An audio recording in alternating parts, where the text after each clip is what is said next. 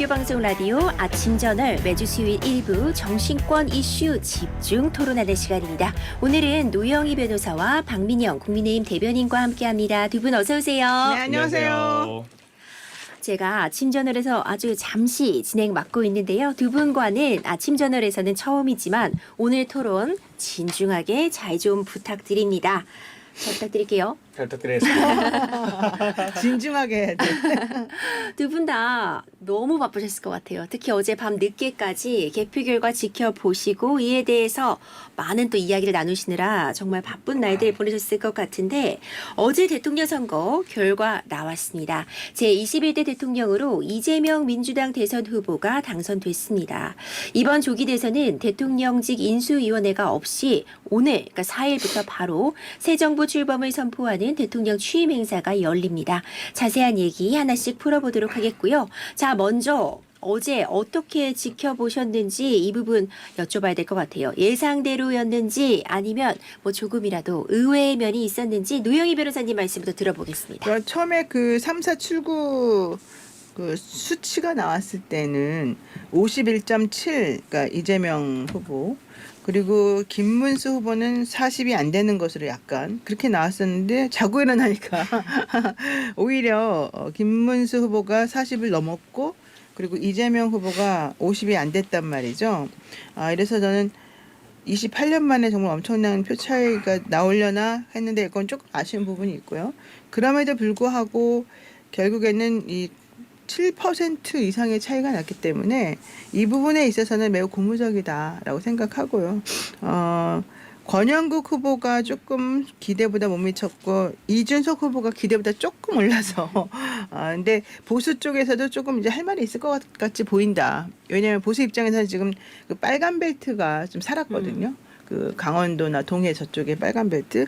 게다가 이준석 플러스 김문수 하면은 단순 합산만 하더라도 이준석과 김문수가 이재명을 이기는 걸로 나와요. 아주 조금이지만은 이런 걸 보면서 야 단일화 안에서 우리가 졌어 맞다 이런 식으로 또 내부적으로 서로 한 책임 공방이 좀 있을 수가 있어서 혹시라도 물론 그러진 않겠지만은 혹시라도 다음 헤게모니를 쥐고 자기네들끼리 뭔가 이합 하고 이렇게 서로 간에 좀 합치고 그런 마음이 좀 든다면 이걸 이유로 해가지고 좀 자기네들끼리 좀 정리하실 것 같기도 하고 그렇습니다. 그렇군요. 이 박민영 국민의힘 대변인도 어제 계속 개표 방송 진행하셨잖아요. 출구조사부터 당선인 확정까지 어떤 마음으로 지켜보셨는지 또 궁금합니다. 출구조사 결과가 나왔을 때는 조금 낙심을 했죠. 출구조사만으로는 이명박 이제 당선인 대통령이 됐죠. 바로 임기 시작을 하니까 역대 최고 득표를 할 수도 있겠다라고 하는 전망이었기 때문에 이렇게 되면은 이제 보수당의 명분이 없다, 패배를 넘어서 이제 그런 마음을 좀 졸이고 있었는데 어쨌거나 결과가 나왔을 때는 사실 이재명 후보 입장에서 오히려 뼈아플 수 있을 것 같아요. 왜냐하면 지난 20대 대선과 비교했을 때 2%포인트 정도 더 얻는 수준에 그쳤거든요. 그러니까 이번 선거의 속성과 지형을 생각을 했을 때는 심지어 심상정 후보가 당시 2%대 중반을 득표를 했었지만 권영국 후보는 그 절반에 그쳤기 때문에 실질적으로 이재명 후보에게 오로지 유입된 표는 1% 정도다라고 봐야 할 것 같거든요. 그렇게 되면은 사실 당선이 되기는 했지만 국민들께서는 공히 민주당에도 책임을 묻고 계시다. 아마 이렇게 인식을 할 수 있을 것 같고요. 이를 기반으로 저는 더 겸손하고 정말 국민의 눈높이에 맞는 그런 국정을 펼쳐주기를 바라는 이 기대 마음도 전하겠습니다. 개표는 오늘 오전 5시 2분에 완료가 됐습니다. 전국 투표율이 최종 79.43%였어요. 저는 사전투표 둘째 날 투표회 했는데 투표 현장을 가보니까 줄이 꽤 길게 늘어서 있는 거예요. 그만큼 많은 분들이 한 표를 행사하겠다는 그 의지도 굉장히 좀 강했던 것 같고 흥행한 선거였다 이렇게 평가하는 분들도 많이 계시더라고요. 앞서 짚어주셨지만 결국 이재명 당선인은 49.42%, 50%는 조금 미치지 못했습니다. 김문수 후보는 41.15%, 그러니까 40%는 넘었다는 부분 좀 짚어볼 만하고 이준석 후보가 당초에 10% 정도는 또 예측이 되기도 했었는데 했는데 최종 득표율은 8.34%였습니다. 이런 결과 좀 분석을 해보고 갈 필요가 있을 것 같아요. 어떻게 보시는지 먼저 한 분씩 의견 여쭤보겠게요. 일단 기본적으로 뭐 내란 종식이라고 하는 그 우리들의 염원이나 좀 정리해야 된다는 그것은 어느 정도는 양쪽에서 다 오케이를 해주셨다는 것으로 지금 판단이 들고요. 그럼에도 불구하고 보수 결집은 정말 대단했다. 왜냐하면 사전투표 첫날 했거든요. 첫날에는 중도표하고 이 진보표가 좀 더 많이 몰렸던 것 같고 그때 당시에는 대구표가 엄청나게 안 나왔었어요. 그래서 사람들이 이제는 포기했나 보다 뭐 이런 얘기도 많이 했는데 알고 봤더니 포기라기보다는 부정선거 이슈 때문에 본투표로 갔던 사람들이 많았던 것 같아요. 그러다 보니까는 실제 이 사람들은 끝날 때까지 끝난 게 아니구나. 이 사람들은 어쨌든 잘했든 못했든 간에 본인들이 지향하는 그런 종류의 정치 이념을 지키려고 노력하는구나를 우리가 확인할 수 있었는데 진짜 그렇게 나왔지 않습니까? 그래서 그런 것들을 보게 되면은 어쨌든 오차범위 밖에 출구조사도 나왔고 그래서 별로 걱정은 안 했었지만 막판에 막상 뚜껑을 열어놓고 보니까 생각보다 이 표 차이가 좀 줄어 있는 걸 보고 이게 그냥 뭐 민주진영의 승리다, 뭐 계엄을 싫어하는 사람들의 이런 뭐 끝까지 노력했던 모습이다 이렇게만 단순히 볼 거는 아니고 지금 아직까지도 통합해야 되고 국민 간에 서로 간에 이야기해야 되고 할 부분이 되게 많이 남아 있구나 이런 걸 좀 느꼈습니다. 특히 이제 박민영 대변인께는 단일화 얘기 한번 여쭤보고 싶어요. 그러니까 결국 단일화가 됐으면 승리를 할 수도 있었던 거 아니냐 이런 이야기들이 나올 수도 있는 그러니까 수치상으로만 보면 단순히 계산을 해보면 가능해 보이는데 어떻게 보셨을지 좀 궁금합니다. 뭐 그렇게 if 가정법으로 가면은 정말 여러 가지 아쉬운 점들이 있죠. 사실 저는 단일화라고 하는 이 단발적인 사건을 떠나서 결과적으로 균열된 보수가 오로지 봉합되지 못했기 때문에 선거에서 졌다라고 생각을 합니다. 이제 그것을 후보로 나왔던 이준석 후보가 이 지지 득표를 안고 있을 뿐이라고 생각을 하고요. 당 내에서도 뭐 홍준표 전 시장이라든지 뭐 한동훈 전 대표라든지 이런 사람들이 뭐 이제 일부는 선대위의 막판에 참여를 하긴 했지만 여전히 오로지 봉합되지는 못한 상황이었고 유권자 지지층들도 결과적으로 후보 교체 파동을 비롯한 여러 가지 잡음들에 대해서 부정적인 평가들도 있었을 것이고요. 또한 저희가 분열하지 않았다면 사실 고등법원이 그렇게 쉽게 재판기를 좀 하진 않았을 거라고 생각을 하거든요. 그러니까 그런 여러 가지 변수를 생각했을 때는 국민의힘이 당선될 수 있는 가능성도 있었다라고 보지만 그런 갈등의 과정 역시 국민의힘이 밟아온 지난 3년 시간의 결과기 때문에 저희가 그것을 이제 결과론적으로 왈가왈부할 일은 아니다. 그래서 지금 이번 선거의 국민들의 어떤 판단을 겸허히 수용하고 앞으로는 어떻게 이런 3년의 실패를 반복하지 않을 수가 있을 것인지를 고민하는 것이 바람직하다라고 봅니다. 근데 솔직히 말하면은 그 단일화를 했어도 그 단일화 표가 그대로 다 가는 건 아니고 그렇죠. 우리가 그동안에 여론조사 해보게 되면은 단일화 하게 되면 오히려 각각 지지하는 사람들의 표의 상당수가 저쪽으로 옮겨진다 이런 얘기 많이 나왔잖아요. 맞아요. 그래서 저는 단일화를 했어도 이재명 후보가 이겼을 거라고 저 개인적으로는 생각을 그렇게 하는데 근데 중요한 거는 국민의힘이 지금 이번 선거가 도대체 왜 치러졌는지 이 선거 결과를 통해서 우리가 무엇을 반성해야 되는지 이런 부분들에 대해서는 생각을 조금 덜 하고 아깝다 조금만 더 잘했으면 됐을 텐데 이런 쪽으로만 자꾸 생각을 하면 결국은 대한민국의 이 보수 쪽의 발전은 좀 멀어지는 게 아닌가 이런 생각이 좀 들어요. 사실 이재명 후보 이제 당선이 좀 예측이 되는 상황이었죠. 어찌 보자면 이변은 없었다. 이렇게 좀 정리를 해볼 수 있는데 그럼에도 불구하고 김문숙 후보와 그리고 이준석 후보가 여론조사 지지율보다는 전반적으로 예상보다 높은 득표를 했다라는 부분도 짚어볼 수 있을 것 같아요. 변호사님 이 부분은 어떻게 보셨어요? 그러니까 이게 조금 다른 것 같긴 한데 그 어제 이제 방송 3사 출구조사가 있었고 JTBC 게 따로 있었고 채널A가 따로 있었고 MBN이 따로 있었잖아요. 근데 그 중에서 가장 근접하게 지금 맞춘 건 사실 MBN이었어요. 왜냐하면 이재명 후보에 대한 퍼센테이지를 50이 안 되는 걸로 계산한 유일한 이제 그 회사 아니었습니까?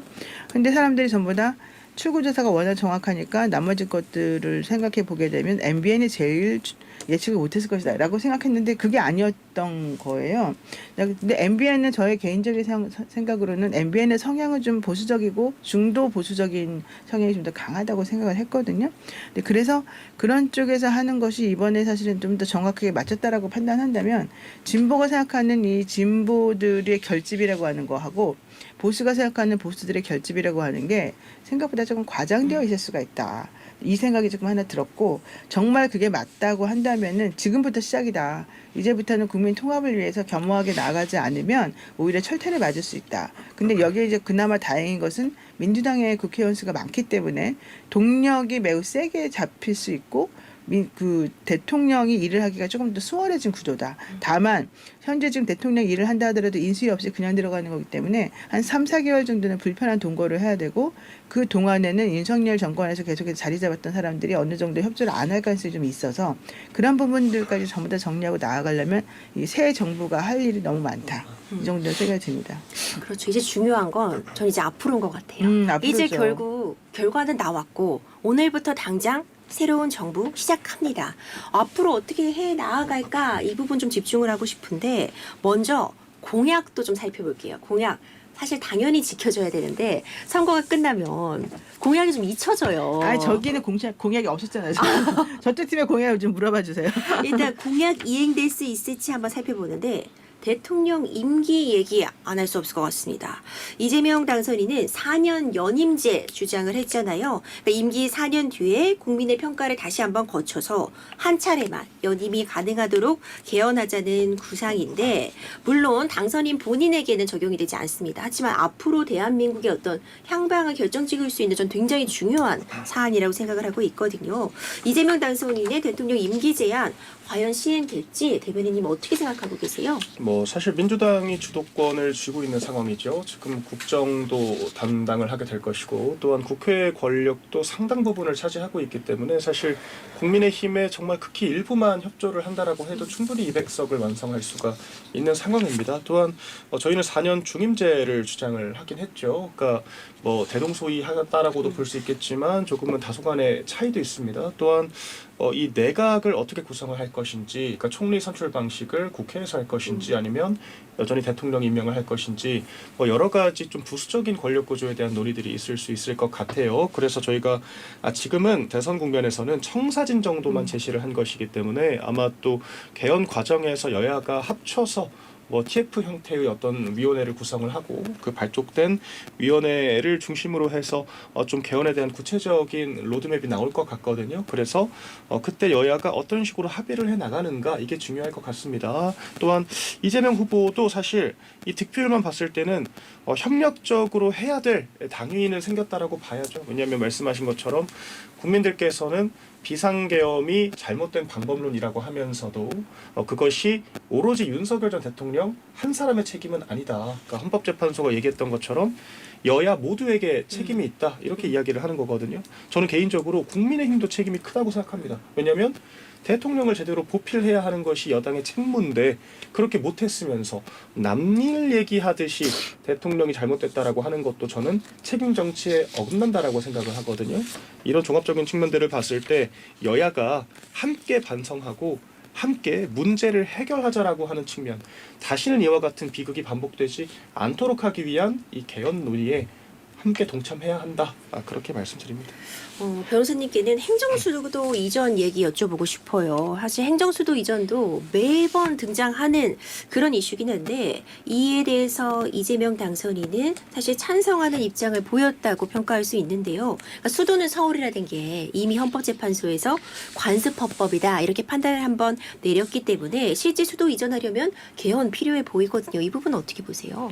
근데 그건 어느 정도 좀 합의가 됐다고 봐요. 지난번에 그 후보 시절에 이재명 후보도 행정수도 세종으로 옮긴다는 말을 했었었고 이준석 후보도 거기에 대해서 다 동의를 했었던 걸로 알고 있고 김문수 후보도 거기에 특별히 반대하고 그러지는 않았던 거거든요. 그러니까 기본적으로 지금 너무 서울에 모든 것이 집중되어 있다 보니까 비효율적이고 이 서울만 지금 팽창하고 있는 이 상황을 전국 골고루 다 잘 살게 하기 위한 하나의 방편으로 결국 노무현 정부 때부터 계속 행정수도 이전을 얘기해왔던 거잖아요. 그럼 노무현 정부가 있었을 때로부터 지금까지 얼마나 많은 시간이 흘렀습니까? 그동안에 아직도 관습법적 수도는 서울이다 그래가지고 행정수를 못 옮긴다 이렇게 말할 사람은 없어졌다고 보고요. 이제 중요한 것은 그렇게 해서 어떠한 결과를 낼 것이라고 우리가 시뮬레이션을 제대로 해볼 수 있느냐, 그게 대한민국에서 좋으냐 따져보게 되면 저는 행정수도 지금 이미 많이 인프라가 가 있고 그래서 필요하다라고 좀 생각을 해요. 근데 이제 지금 그런 것들에 대해서 아마 차근차근히 로드맵을 지금 정리를 해놓은 것으로 제가 알고 있어서 그건 좀 지켜봐야 되지 않을까 싶고, 어쨌든 동력은 지금 충분하다. 왜냐하면 국회의원들의 숫자도 많고 그다음에 이제 행정부 장악하는 능력도 사실 이재명 대표가 대통령이 뛰어나기 때문에 그런 부분에 있어서는 저는 걱정 안 하는데, 물론 이제 그렇게 되려면 기득권들이 이제 얼마나 저항하냐, 이걸 얼마나 제대로 욕 안 얻어 먹으면서 잘할 수 있냐, 이제 이게 문제 아니겠습니까? 사실 저도 서울에서 태어나고 지금까지 어디 서울을 떠나본 적이 없어요. 그래서 제가 처음에 왜 자꾸 여기 다 좋은데 옮기려고 그랬어요. 근데 한번 생각해보면 전체적인 이 국토의 배분, 효율적 배분을 생각해보면 사실은 저 아래쪽에 이게 좀 활성화시켜야 되는 거 맞거든요. 그래서 저는 그런 것들에 대해서 당근과 채찍을 가지고서 잘할 거라고 봅니다. 네, 어떻게 진행이 될지 좀 지켜볼 필요 있을 것 같아요. 당선이 어제 이제 확실시 되자 이재명 당선인이 메시지를 냈습니다. 네. 사실 뭘 거의 보지도 않고 읽지도 않으시면서 바로 답변하는 모습이 준비가 많이 돼 있었어요. 네, 화제가 되기도 했었어요. 역시 알고 있었다, 준비를 해놨다 이런 이야기도 나오고 있는데요. 취임식에서도 이제 메시지를 전달할 텐데 네. 대변인님이 어떻게 그 당선 확실히 이후의 메시지를 보셨는지, 취임식은 어떤 내용 언급될지 이 부분 예측하시는 거 좀 듣고 싶어요. 네, 뭐 사실 선거 때 전반적으로 했던 이야기들이 반복되는 것 같습니다. 뭐 내란을 극복하고 뭐 경제를 살리고 민생을 회복하겠다. 뭐 다 좋은 이야기들이죠. 뭐 근데 사실 정치와 선거와 국정은 저는 좀 큰 차이가 있다라고 생각을 하거든요. 국정은 보다 합리성과 절차가 중요하고 좀 적대적인 인식과 정치 보복에 대한 인식보다는 좀 통합해서 나아가야 하는 그런 방향이 중요하다라고 생각을 합니다. 그런데 이 내란 극복이라는 것이 자칫 문재인 정권에서 시도했던 적폐청산과 비슷한 의미를 읽힐 수가 있거든요. 또한 이것이 지나치게 포괄적인 의미로 작동하게 됐을 때 문재인 정권 때는 심지어 공직사회까지, 관료들까지 내부 TF를 만들어서 내부 고발을 하게 만들었어요. 그래서 이 관료제가 정권에 이제 녹취를 한다라거나 비협조하는 이런 잘못된 문화들이 지금 정착이 된 상태거든요. 그래서 이런 문제시된 법적인 이런 상황들에 대해서 문제의식을 가지고 해결을 하겠다라고 하는 의지는 참 좋습니다. 그런데 대통령이 됐다라고 하면 더 이상 수사기관, 사법부가 아니기 때문에 누군가를 처벌해야 한다라고 하든지 뭐 이런 것들을 종식이 가장 중요한 목적이다라고 앞세우면서 좀 국론을 분열시킬 수 있는 좀 그런 언행은 자중하는 것이 필요하지 않을까, 그런 생각을 합니다.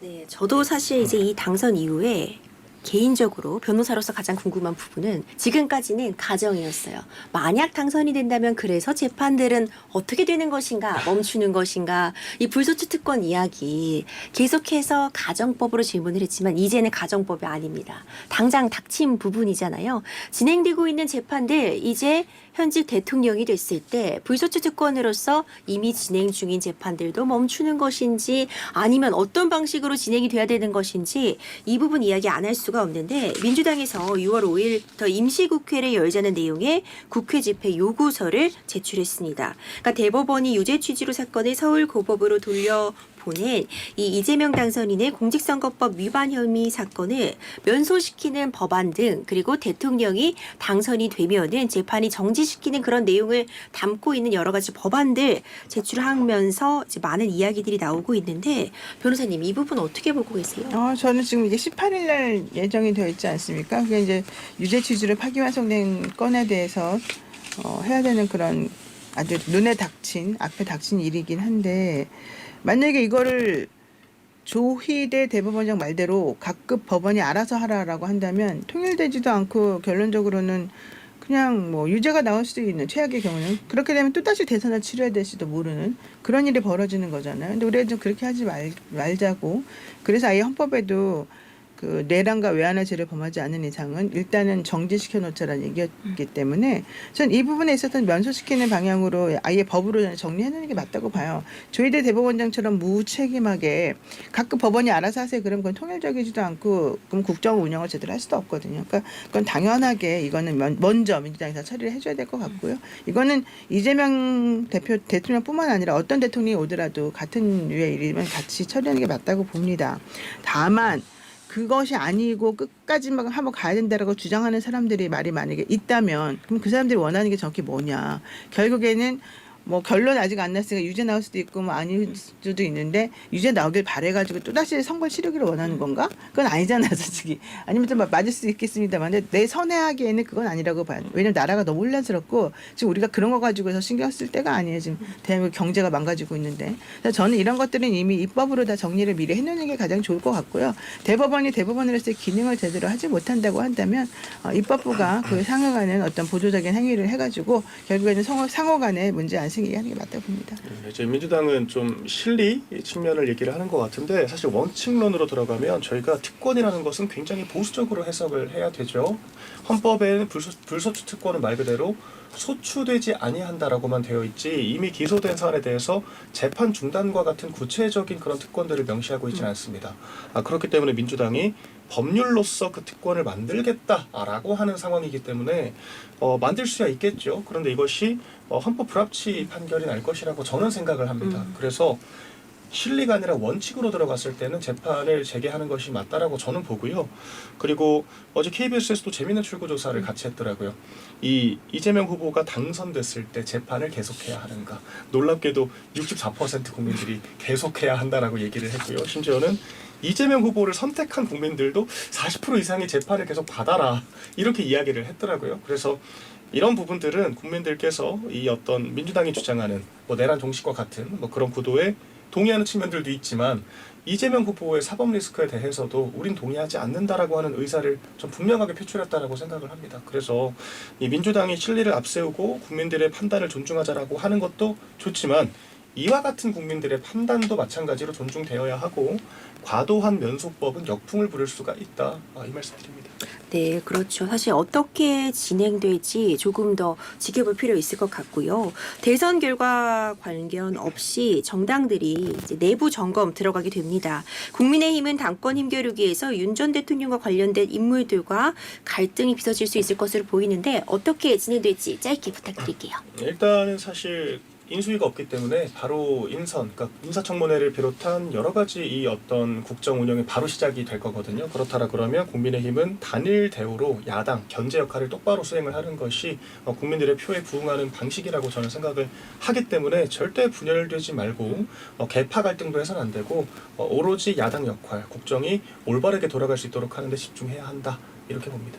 이제 민주당에서는 어떤 인물 적재적소에 기용할 것인가, 저 이 부분 정말 중요할 것 같아요.